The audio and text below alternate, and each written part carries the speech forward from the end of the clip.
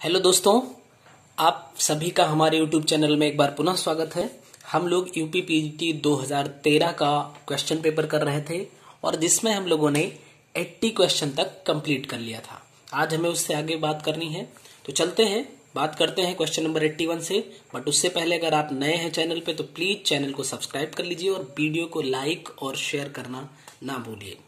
Question number 81 start करते हैं बिना टाइम वेस्ट किए। The presence of a real gas is less in comparison to an ideal gas because of, ठीक है। यानी क्वेश्चन आपका जो कह रहा है कि रियल गैस और आइडियल गैस के बारे में है, ठीक है। और इसका भी ये मतलब है कि the presence of a real gas is less, real gas जो है वो कम अमाउंट में यानी प्रेजेंस होता है in comparison to ideal gas. क्यों ऐसा होता है? अगर हम बात करें दोनों की, चूंकि यहाँ पे आइडियल गैस और रियल गैस की प्रॉपर्टीज पर बेस्ड ये क्वेश्चन है, तो अगर हम प्रॉपर्टीज देख लें, आइडियल गैस लिख लेते हैं और इधर कर लेते हैं रियल गैस। अब इनकी पहली प्रॉपर्टी अगर हम देखें वॉल्यूम, ठीक है। अगर हम वॉल्यूम के विषय में बात करें तो जो आइडियल गैस होता है इसका वॉल्यूम नेग्लिजिबल होता है, ठीक है, नेग्लिजिबल। और रियल गैस का जो होता है वो नेग्लिजिबल नहीं होता, वो कुछ होता है, यानी कि सम एप्रिसिएबल। हम कह सकते हैं it is appreciable. Okay, next अगर प्रॉपर्टी पे बात करें, यहां पे अट्रैक्टिव फोर्स, ठीक है। तो जो आइडियल गैस होता है इनमें जो फोर्स ऑफ अट्रैक्शन होता है बिटवीन द मॉलिक्यूल्स वो एकदम जीरो होता है, यानी हम कह सकते हैं नो फोर्स होता है, यानी no force of attraction acts between the molecules of ideal gas.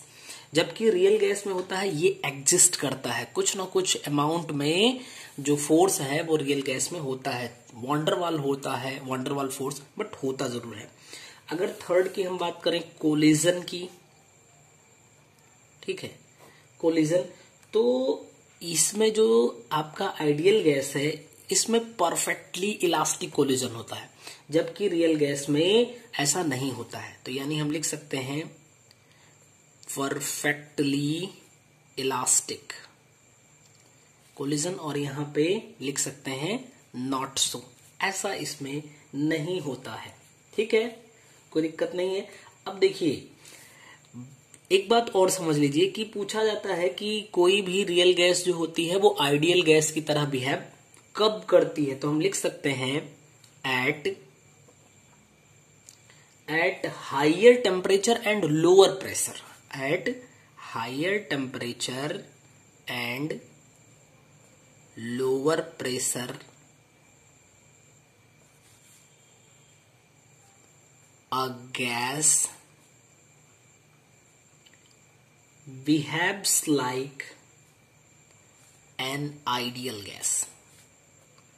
कोई भी गैस जो होती है वो आइडियल गैस की तरह बिहेव करती है, कब? हाई टेम्परेचर और लोअर प्रेशर पे, higher temperature and lower pressure, ठीक है। अब इसके हम जो ये क्वेश्चन पूछ रहा था उस पे आते हैं। देखिए जो फोर्स ऑफ अट्रैक्शन होता है, यानी कि हम कह सकते हैं due to the force of attraction real gases tend to show slightly lower pressure as compare to ideal gas. यानी हम कह सकते हैं due to force of attraction real gases tend to show slightly lower pressure as compared to ideal gases, ठीक है। इसका मतलब आपका जो जवाब हो जाएगा, ऑप्शन देखिए, ऑप्शन डी आपका सही हो जाएगा। इसमें लिखा है इंटरमोलिक्यूलर फोर्सेज, यानी इंटरमोलिक्यूलर फोर्सेज की वजह से ही the presence of a real gas is less in comparison to an ideal gas, ठीक है। तो आपका डी ऑप्शन सही हो जाएगा और इससे रिलेटेड कुछ और बातें भी आपने देख लिया है।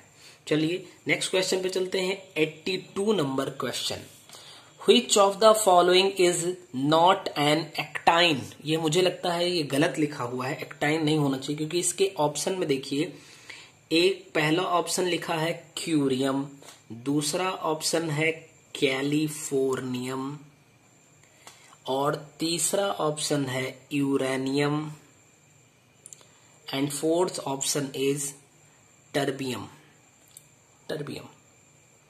ठीक है, अब अगर आप बात करो तो क्यूरियम तो कोई एलिमेंट है ही नहीं पेरियोडिक टेबल में। कैलिफोर्नियम, इसको हम CF से रिप्रेजेंट करते हैं, ये आपका एक्टिनाइड होता है, यानी कि एक्टिनाइड सीरीज का एलिमेंट होता है। यूरेनियम भी आपका एक्टिनाइड सीरीज का होता है, यू से रिप्रेजेंट करते हैं। टर्बियम जो होता है वो TB से रिप्रेजेंट करते हैं, ये है तो F ब्लॉक का आपका, बट ये लैंथेनॉइड है। ठीक है, लैंथेनॉइड, यानी कि लैंथेनाइड या लैंथेनॉइड हम लिख सकते हैं, ये लैंथेनॉइड का है।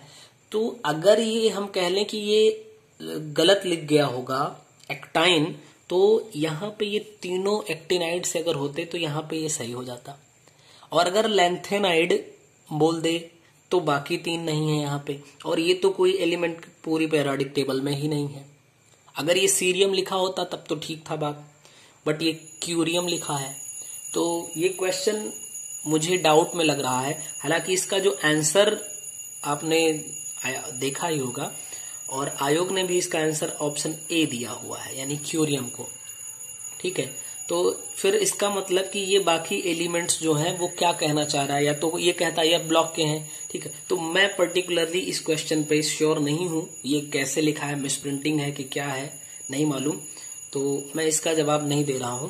हालांकि अगर हम इसको ये कह लें कि F ब्लॉक के, तो ये तीनों F ब्लॉक के हैं, इस बेस पे हम इसको आंसर दें, बट जो हमें क्वेश्चन पूछा गया हम उसी के बेस पे चलेंगे, तो इसका आंसर बहुत श्योर नहीं है। ठीक है, इसमें क्वेश्चन में कुछ ना कुछ प्रॉब्लम है। नेक्स्ट क्वेश्चन पे चलेंगे, question number 32। The mole fraction of a solvent in a solution of non volatile is 0.950, lowering in vapour pressure is. ठीक है, अब देखिए इस क्वेश्चन को, यहां पे आपका राउल्ट्स लॉ लगने वाला है। तो सबसे पहले हम क्या क्या गिवन है उसको लिख लेते हैं। हमें गिवन है number of moles of solvent 0.950, हमें n यहां से हम कैलकुलेट कर सकते हैं। कैसे कर सकते हैं, कैपिटल N प्लस N की वैल्यू जो होती है, यानी number of mole of solvent plus number of mole of solute, इनका सम 1 के होता है। तो small n is equal to 1 minus capital N, that is 0.950, so we can write n is equal to 0.050। Okay, तो capital N हमें पता चल गया और स्मॉल n हमें पता चल गया। अब हम अगर चलें Raoult's law, according to Raoult's law, तो हम देखेंगे क्या, lowering in vapour pressure. Lowering in vapour pressure का मतलब क्या है, आप समझिए, पहले सॉल्यूशन का मान लीजिए कि कोई सॉल्यूशन था, पहले सॉल्वेंट था, उसका वेपर प्रेशर 0 था। जब हमने उसमें सॉल्यूट को डिसॉल्व कर दिया तो उसका वेपर प्रेशर थोड़ा सा घट जाएगा, तो जो घटा हुआ कितना बचा, P0 minus P upon P0, इसी को बोलते हैं relative lowering in vapour pressure. और ये जो होता है, यानी P0 minus P upon P0, this is equal to N upon N plus capital N। ठीक, इसी को हम लोअरिंग इन वेपर प्रेशर भी बोलते हैं। तो यहाँ पे वैल्यू आप देखो, स्मॉल n की वैल्यू 0.050 अपॉन, इन दोनों को अगर हम ऐड कर दें तो देन वी गेट हियर 1। इसका मतलब यहाँ पे 0.05, यही आपका हो जाएगा lowering in vapour pressure. Lowering in vapour pressure is equal to 0.05, यानी आपका ऑप्शन ए बिल्कुल सही होगा। नेक्स्ट क्वेश्चन पे चलते हैं। Next question is 84th number question.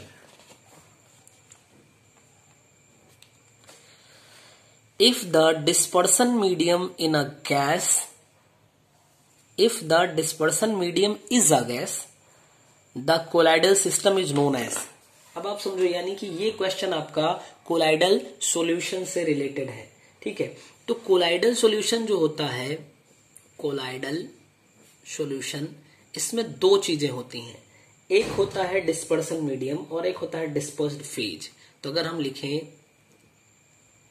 Dispersed phase and dispersion medium, और यहां पे कह लें सिस्टम, तो आप समझिए ये इजी सा क्वेश्चन है, आप इसको पढ़े होंगे और जानते होंगे। लेकिन इसमें पूछा if the dispersion medium is gas, तो यहां पे अगर गैस कर दिया जाए तो आप समझिए, अगर हम डिस्पर्सन मीडियम को गैस कर दें, डिस्पर्स्ड फेज को हम कर दे रहे हैं सॉलिड। डिस्पर्सन मीडियम को हम गैस कर दे रहे हैं, डिस्पर्स्ड फेज को हमने कर दिया लिक्विड। अगर दोनों गैस हो जाएगा तब तो ये फिर आपका समांगी मिश्रण हो जाएगा, यानी होमोजीनियस, तो उस कैटेगरी में यहाँ पे गैसियस सिस्टम लग जाएगा, ये कोलाइडल सॉल्यूशन नहीं रह जाएगा, गैस गैस, ठीक है। तो आप समझिए, अगर डिस्पर्स्ड फेज आपकी जो है वो सॉलिड है और डिस्पर्सन मीडियम आपका गैस है, तो फिर क्या होगा, आपको स्मोक मिल जाएगा। और अगर डिस्पर्सन मीडियम गैस है और डिस्पर्स्ड फेज लिक्विड है, तो यहां पे मिल जाएगा एरोसॉल, ठीक, एरोसॉल मिल जाएगा। तो अब आप ऑप्शन में देखिए, तो ऑप्शन में आपको एरोसॉल, एल्कोसॉल, बेंजोसॉल और हाइड्रोसॉल लिखा है। तो हाइड्रोसॉल मीन्स कि हाइड्रोजन का सॉल हो, ठीक है। उसके बाद हाइड्रोसॉल या वाटर का सॉल हो, यहाँ पे बेंजोसॉल यानी बेंजीन का सॉल बनाया जाए, और एल्कोसॉल मतलब अल्कोहल का सॉल बनाया जाए। एरोसॉल, ठीक है, तो एरोसॉल ही दिया है, स्मोक गिवन नहीं है, यानी कि हमारा ए ऑप्शन बिल्कुल सही हो जाए। 85 नंबर क्वेश्चन पे चलते हैं। क्वेश्चन नंबर 85 देखिएगा, which one of the following compounds is most acidic. इसमें आपको दिया है ortho nitrobenzoic acid, para nitrobenzoic acid, Meta nitrobenzoic acid and benzoic acid. तो एक बात हम बता दें आपको, जो एसिडिक स्ट्रेंथ होती है कंपाउंड्स की, खास करके वैसे एरोमेटिक एलिफेटिक कुछ भी हो, एक होता है इलेक्ट्रॉन विड्रॉइंग ग्रुप, एक होता है इलेक्ट्रॉन रिलीजिंग ग्रुप। तो अगर इलेक्ट्रॉन विड्रॉइंग ग्रुप प्रेजेंट होगा तो फिर एसिडिक स्ट्रेंथ पे इफेक्ट आता है, ठीक है। जितना ज्यादा स्ट्रांग होगा या जितने ज्यादा number of electron withdrawing group present होंगे, एसिडिक स्ट्रेंथ उतनी ज्यादा होगी। यानी कि हम कह सकते हैं strength of acidic character increases in presence of electron withdrawing group, ठीक है। तो इलेक्ट्रॉन विड्रॉइंग ग्रुप के प्रेजेंस में जो होता है वो एसिडिक कैरेक्टर इंक्रीज कर जाएगा। इसका मतलब ये तो पक्का है, आर्थो हो, पैरा हो या मेटा हो, बेंजोइक एसिड ये नॉर्मल हो गई, बेंजोइक एसिड, तो इसका एसिडिक कैरेक्टर सबसे कम होगा, इससे ज्यादा बाकी का होगा। अब बाकी में हम बता रहे हैं आपको, एक होता है आर्थो, तो सबसे ज्यादा आर्थो का हो जाएगा, यानी आर्थो नाइट्रो बेंजोइक एसिड। फिर इससे थोड़ा कम पैरा वाले का होगा और फिर इससे कम मेटा वाले का होगा। यानी कि सबसे ज्यादा आर्थो नाइट्रोबेंजोइक एसिड, फिर पैरा नाइट्रोबेंजोइक एसिड, फिर मेटा नाइट्रोबेंजोइक एसिड और फिर बेंजोइक एसिड का। तो सबसे ज्यादा इसमें पूछा गया है, तो सबसे ज्यादा जो होगा वो आपका ए ऑप्शन हो जाएगा, यानी आर्थो नाइट्रोबेंजोइक एसिड, ठीक है। नेक्स्ट क्वेश्चन पे चलते हैं, 86 number question. Chemical reaction given है आपको, एक इज एन एग्जाम्पल ऑफ, ठीक है। यानी कि जो केमिकल रिएक्शन है इसको देखिएगा, C6H6 plus CH3Cl gives out C6H5CH3 and plus HCl। हमें साफ साफ दिख रहा है कि यहां से एक H को हटा के इसकी जगह पे CH3 आ गया है। H यहां से हटा होगा तो H+ के फॉर्मेट में हटेगा, यानी कि ये हमें ये दिख रहा है कि ये इलेक्ट्रोफिलिक सब्स्टिट्यूशन रिएक्शन है। ठीक है, इसकी मैकेनिज्म की बात करेंगे अगर आप, तो मैकेनिज्म में ये इलेक्ट्रोफिलिक हो रहा है कि फिर फ्री रेडिकल हो रहा है, ये थोड़ा सा देखने वाली बात है। तो ये हमें साफ साफ देखने से लग रहा है कि अगर हम यहाँ पे एनहाइड्रस AlCl3 लिख लें तो ये आपका फ्रीडल क्राफ्ट एल्काइलेशन, ये फ्रीडल क्राफ्ट एल्काइलेशन रिएक्शन है। ठीक है, इसमें होता क्या है, CH3Cl जो होगा ये AlCl3 से रिएक्शन करेगा और बनाएगा क्या, CH3 plus and AlCl4 minus. Fine, अब ये बेंजीन जो है इस पे ये आके CH3 प्लस अटैक करेगा और अटैक करने के बाद क्या फॉर्म करेगा, ध्यान से देखिए, ये यहां से जुड़ेगा क्योंकि H है तो ये आके यहां से कनेक्ट होगा इस पे। अब ये पॉजिटिव चार्ज को इम्पार्ट कर देगा, इसका मतलब इस पूरे रिंग पे पॉजिटिव चार्ज आएगा। इसका ये मतलब है कि ये पॉजिटिव चार्ज यहां से यहां तक में मूव करेगा। कैसे, रेजोनेटिंग स्ट्रक्चर का फॉर्मेशन होगा। अब वापस से फिर क्या होने वाला है, इस स्ट्रक्चर को मैं एक बार फिर से लिख रहा हूं, ये तीसरा स्टेप बनेगा। ये किससे रिएक्शन करेगा, AlCl4 माइनस से।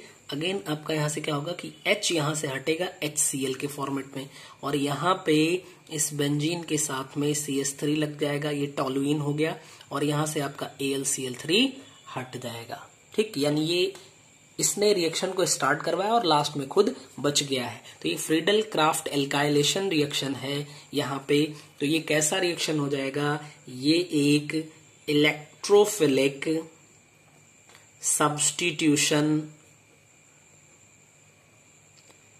रिएक्शन हो जाएगा, इलेक्ट्रोफिलिक सब्स्टिट्यूशन रिएक्शन हो जाएगा। हाँ, अगर इसमें ये पूछता है कि इसका इंटरमीडिएट क्या होगा, तो इसका जो इंटरमीडिएट होता है, इंटरमीडिएट वो आपका कार्बोकैटायन होता है, कार्बोकैटायन होगा इसका इंटरमीडिएट। अब दिख गया होगा आप लोगों को। ठीक है, इसका मतलब इसमें आपका ऑप्शन ए बिल्कुल सही हो जाएगा। नेक्स्ट क्वेश्चन पे चलते हैं, क्वेश्चन नंबर 87 देखते हैं क्या है। The volatile liquid boiling at lower temperature has. अब देखिए ये वोलाटाइल लिक्विड से रिलेटेड कुछ बात पूछ रहा है। 87 नंबर क्वेश्चन देखिए, तो आप समझिए जो वोलाटिलिटी होती है यानी वोलाटिलिटी ये प्रोपोर्शनल होती है वेपर प्रेशर की, यानी वेपर प्रेशर ज्यादा होगा तो वोलाटिलिटी ज्यादा हो जाएगी और अगर वेपर प्रेशर कम होगा तो वोलाटिलिटी कम हो जाएगी। ठीक है, तो वेपर प्रेशर के ये डायरेक्टली प्रोपोर्शनल होता है और साथ ही साथ जो वोलेटिलिटी होती है ये इनवर्सली प्रोपोर्शनल होती है बॉइलिंग पॉइंट की। ठीक है, और एक बात और, जो वोलाटाइल सॉल्यूशन होते हैं वोलाटाइल लिक्विड, उनका जो बॉइलिंग पॉइंट होता है वो लो होता है, यानी कि हैज लो बॉइलिंग पॉइंट। अब अगर वोलाटाइल लिक्विड है तो उसका बॉइलिंग पॉइंट लो होगा। अगर बॉइलिंग पॉइंट लो है तो इसका मतलब उसका जो वोलाटाइल कैरेक्टर है वो ज्यादा होगा और अगर वोलाटाइल कैरेक्टर ज्यादा है तो इसका मतलब उसका वेपर प्रेशर ज्यादा हो जाएगा। ऑप्शन बी आप देख लीजिए, लिखा है हायर वेपर प्रेशर, यानी कि आपका बी ऑप्शन सही हो जाएगा। ये देखिए ये तीनों चीजें आप अच्छे से जान रहे होंगे तो फटाफट से आप यहाँ पे को रिलेशन बना लेंगे। ये थोड़ा सा इनडायरेक्ट क्वेश्चन है, एक अच्छा क्वेश्चन इसको हम कह सकते हैं, कठिन नहीं, एक अच्छा क्वेश्चन कह सकते हैं। क्वेश्चन नंबर 88 पे चलेंगे। If the value of equilibrium constant Kc for a dissociation of PCl5 at 300 degree Celsius is 0.0625 mole inverse, the value of equilibrium constant Kp will be. अब समझिए, आपको दे दिया PCl5, इसका जो डिसोसिएशन हो रहा है that is into PCl3 and plus Cl2 और Kc की वैल्यू आपको गिवन है 0.0625 मोल इनवर्स। You have to find out the value of Kp। आपको Kp की वैल्यू फाइंड करनी है, ठीक है ना, कोई दिक्कत नहीं इतने में। अच्छा एक बात और, यहाँ पे देखिए कुछ वैल्यू और गिवन है। हाँ, टेम्परेचर आपको गिवन है, दैट इज 300 डिग्री सेल्सियस। अगर आप इसको केल्विन में कन्वर्ट करेंगे तो 273 इसमें ऐड कर देंगे, मींस आपका जो टेम्परेचर होगा 573 केल्विन हो जाएगा। कोई दिक्कत नहीं। अब आप समझिए इस बात को, ठीक है। केपी और केसी में रिलेशन होता है, the relation between KP and KC is KP is equal to KC R to the power del N, ठीक है। This is the relation between KP and KC. तो अब यहां से देखिए डेल एन क्या है। डेल एन का मतलब होता है mole of product minus mole of reactant. Mole of product यहाँ पे 1 लिखा है, यहाँ पे 1, यानी टोटल मोल ऑफ प्रोडक्ट 2 हो जाएंगे, टोटल मोल ऑफ रिएक्टेंट 1 हो जाएगा, यानी 2 minus 1 that is 1, means del n जो आया आपका वो 1 आ गया। अगर हम यहाँ पे यूज कर लें तो Kp is equal to Kc into R T. बोलिए कोई दिक्कत नहीं ना, केपी ही फाइंड करना है। केपी इज इक्वल टू केसी की वैल्यू 0.0625 गिवन है।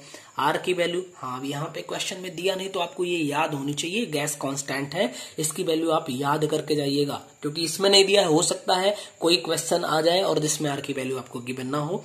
082, हम यहाँ पे 21 भी होता है तो लिख लेते हैं, कोई दिक्कत नहीं। टेम्परेचर आपका 573 केल्विन लिख लिया हमने। अब केपी की वैल्यू आपको फाइंड करनी है। अगर आप बैठ गए ना इसको मल्टीप्लाई करने के लिए तो आप बर्बाद हो जाओगे, बहुत ज्यादा टाइम ले लेगा, ठीक है। कम से कम आप बहुत स्पीड में करोगे ना। ये देखिए 4 डिजिट 3 डिजिट, ये इतना मल्टीप्लीकेशन है, प्लस डेसिमल का इसमें है, और आपका ज्यादा टाइम लग जाएगा। इसको हम थोड़ा सा एब्रीविएट करेंगे, थोड़ा सा एब्रीविएट। इसको हम 0.06 लिख सकते हैं कि नहीं लिख सकते, बताओ आप फटाक से। ऐसे ही इसको 0.08 लिख लेंगे। ऐसे ही आप इसको 5 लिख लो, या 6 लिखने का मन कर रहा है 6 लिख लो, 5 लिख लो। चलिए हम इसको 6 लिख रहे हैं। ये 573 है, इसको हम 6 लिख लिए। बगल में आपको 0 लिखना पड़ेगा, यानी 600। अब आप देखिए केपी इक्वल टू 8 6 जा 48, यानी 8 6 48 हो जाएगा। यहाँ पे 4 डिजिट पे डेसिमल लगना था, बट ये 2 जीरो से आपका 2 डिजिट डेसिमल गायब हो जाएगा, और इंटू 6। देखिए कितना इजी हुआ। केपी इज इक्वल टू 6 8 48, 4 आ जाएगा, 6 चौको 24, 4 28, और 2 डिजिट पे डेसिमल लगा दो। यानी कि यहीं से जैसे हमने एब्रीविएशन किया ना, यहाँ पे नियरली का सिंबल लगाना पड़ेगा आपको कि ये नियरली इसके है। केपी नियरली आ गया 2.88, ठीक है। अब आप ऑप्शन में चेक करो, आप ऑप्शन में देखेंगे ऑप्शन ए है 0.0625, इसके आसपास है, नहीं है। ऑप्शन बी देखिए 6.25, इसके आसपास है, नहीं है। 62.5 नहीं है, और डी ऑप्शन में लिखा है आपका 2.94, यानी केपी इज इक्वल टू 2.94 आएगा। देखिए ये इसके नियरली इक्वल पहुंच गए हम, ठीक है। और नियरली इक्वल पहुंच के अगर आपको आंसर भी जितने ऑप्शन दिए जाते वो नियरली इक्वल होते तो थोड़ी सी समस्या होती आपको, ठीक है। ज्यादा नहीं होती, थोड़ी सी होती, ठीक है। कहीं क्वेश्चन में आएगा तो हम आपको वहां भी बताएंगे। तो यहां आप फटाक से आंसर पे पहुंच जाएंगे, आंसर डी आपका सही हो जाएगा। नेक्स्ट क्वेश्चन, क्वेश्चन नंबर 89 देखेंगे। If a protein contains 2 or more peptide linkage, addition of NaOH and CuSO4 produces, ठीक है। तो ये आपका ब्यूरेट टेस्ट है। ब्यूरेट टेस्ट आप जान रहे होंगे, प्रोटीन में पेप्टाइड बॉन्ड यानी पेप्टाइड लिंकेज प्रेजेंट है, 2 से ज्यादा है, इसी के लिए ब्यूराइट टेस्ट किया जाता है। ब्यूरेट टेस्ट, ब्यूराइट टेस्ट, जो भी जैसा बोलता हो, burette test, burette test.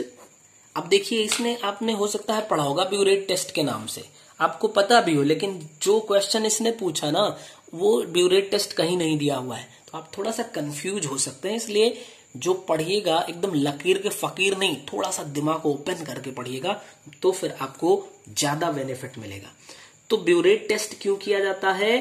Peptide bond के प्रेजेंस को चेक करने के लिए किया जाता है, यानी टू डिटरमाइन, हम लिख सकते हैं to determine the presence of peptide bond. Peptide bond के प्रेजेंस को देखने के लिए किया जाता है। दूसरी बात अगर हम देखें तो जो पेप्टाइड स्ट्रक्चर है उसमें कम से कम 2 पेप्टाइड लिंकेज होना चाहिए। ठीक है, यानी हम लिख सकते हैं पेप्टाइड स्ट्रक्चर कंटेनिंग एटलीस्ट, या कंटेन्स लिख सकते हैं, कंटेन्स एटलीस्ट 2 पेप्टाइड बॉन्ड्स। ठीक है, कम से कम 2 पेप्टाइड बॉन्ड्स होने चाहिए। अगर और आगे इसमें चले तो अगर हम इसको एल्कलाइन कॉपर सल्फेट के साथ ऐड करते हैं, यानी कि प्रोटीन जो है, प्रोटीन को हम अगर ऐड कर दें एल्कलाइन कॉपर सल्फेट के साथ में, तो ये प्रोड्यूस करता है वायोलेट कलर। वायोलेट कलर जो है ये प्रोड्यूस करता है। ठीक है, अब ये कैसे प्रोड्यूस करता है? जो ब्लू कलर का, आपको पता ही होगा कॉपर सल्फेट ब्लू कलर का होता है आयंस। ठीक है, ये कॉम्प्लेक्स फॉर्म करता है पेप्टाइड बॉन्ड के साथ में, क्योंकि पेप्टाइड बॉन्ड जो होता है उसमें अनशेयर्ड इलेक्ट्रॉन होते हैं। ठीक है, इसी वजह से ये वायलेट कलर शो करता है, तो ए ऑप्शन होगा। ठीक है, वैसे भी आप समझ लो कलर प्रॉपर्टी जो होती है वो अनपेयर्ड इलेक्ट्रॉन के प्रेजेंस के कारण ही होती है। नेक्स्ट क्वेश्चन पे चलेंगे। Next question is question number 90। What is the question number 90? Tetrafluoroethylene on polymerization yields। ये आपका जो क्वेश्चन है वो पॉलीमर्स का है। ठीक है, देखिए CF2 डबल बॉन्ड CF2, इसी को बोलेंगे टेट्राफ्लोरोएथीन। अगर हम इसका पॉलीमेराइजेशन कर दें, ठीक है, तो पॉलीमराइजेशन यानी कि इसके ढेर सारे मॉलिक्यूल, n मॉलिक्यूल हमें लेना पड़ेगा। तो CF2 सिंगल बॉन्ड CF2, यही आपके n मॉलिक्यूल्स ऐसे ही स्ट्रक्चर में ऐड हो जाते हैं और फॉर्मेशन करते हैं टेफ्लॉन का। ये एक पॉलीमर है। ठीक है, तो ये आप देखिए आपका ऑप्शन नंबर बी सही होगा। तो आज इस तरीके से हम लोगों ने 90 क्वेश्चन तक कंप्लीट कर लिया है। इससे आगे हम लोग नेक्स्ट वीडियो में बात करेंगे। तब तक आप सभी लोग अपनी पढ़ाई अच्छे से करते रहिए। और कोविड का सिचुएशन चल रहा है, तो अगर आप बाहर निकलते हैं तो थोड़ा सा ध्यान रख के निकलिए, घर में ही रहिए ज्यादा से ज्यादा। बहुत जरूरी काम हो तो बाहर निकलें और पूरे मन से अच्छे से पढ़ाई करिए। अब बहुत कम टाइम बचा है। आज देखिए 16 तारीख हो गई, सॉरी आज 18 तारीख हो गई, यानी कि अब 1 महीने भी नहीं बचा। इतने टाइम जो बचा टाइम है 1 महीना के आसपास, इसको पूरी शिद्दत के साथ यूज कर लीजिए। आपकी जिंदगी जरूर संवर जाएगी। मिलते हैं नेक्स्ट वीडियो में। Thank you.